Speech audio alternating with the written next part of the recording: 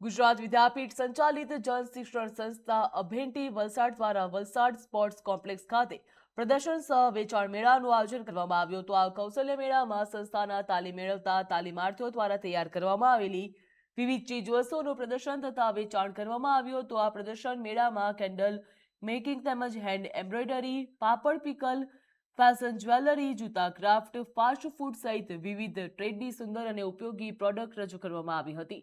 તાલીમોમાંથી પોતાના કૌશલ્ય અને સર્જનાત્મક તૈયાર કરેલી વસ્તુઓને લોકો તરફથી સારો પ્રતિસાદ પણ મળ્યો હતો। કાર્યક્રમનું ઉદ્ઘાટન જન શિક્ષણ સંસ્થાના અભેટીના નિયામક નિનલભાઈ આહિર તથા નગરપાલિકા પ્રમુખ માલતીબેન ટંડને કર્યું હતું। રિબિન કાપી અને દીપ પ્રાગટ્ય કરી કાર્યક્રમને ખુલ્લો મૂકવામાં આવ્યો હતો, જ્યાં કાર્યક્રમ દરમિયાન 300થી વધુ મહેમાનો મુલાકાતીઓ દ્વારા તાલીમાર્થીઓના કૌશલ્ય અને મહેનતની પ્રશંસા પણ કરવામાં આવી હતી। મહત્વનું કહી શકાય, જ્યાં વલસાડ ખાતે આ કાર્યક્રમનું આયોજન કરવામાં આવ્યું હતું, જ્યાં નગરપાલિકાના પ્રમુખ માલતીબેન ટંડને દ્વારા રિબિન કાપીને દીપ પ્રાગટ્ય કરીને કાર્યક્રમને ખુલ્લો મૂકવામાં આવ્યો હતો। કાર્યક્રમ દરમિયાન 300થી વધુ મહેમાનો અને મુલાકાતીઓ દ્વારા તાલીમાર્થીઓના કૌશલ્ય અને મહેનતની પ્રશંસા પણ કરવામાં આવી હતી।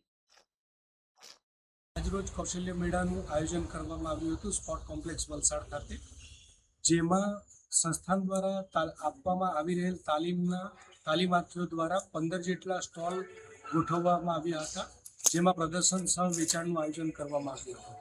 આની અંદર મુખ્યત્વે સંસ્થાના તાલીમાર્થીઓ દ્વારા બનાવવામાં આવેલ નમૂનાઓ જેવા કે fashion jewellery, toy making, candle making, fast ફૂડના સ્ટોલ્સ, અથાણા પાપડના, બેંગલ્સ વગેરે તાલીમાર્થીઓ દ્વારા પ્રદર્શન અને 17,000 જેટલાનું વેચાણ પણ કરવામાં આવ્યું હતું।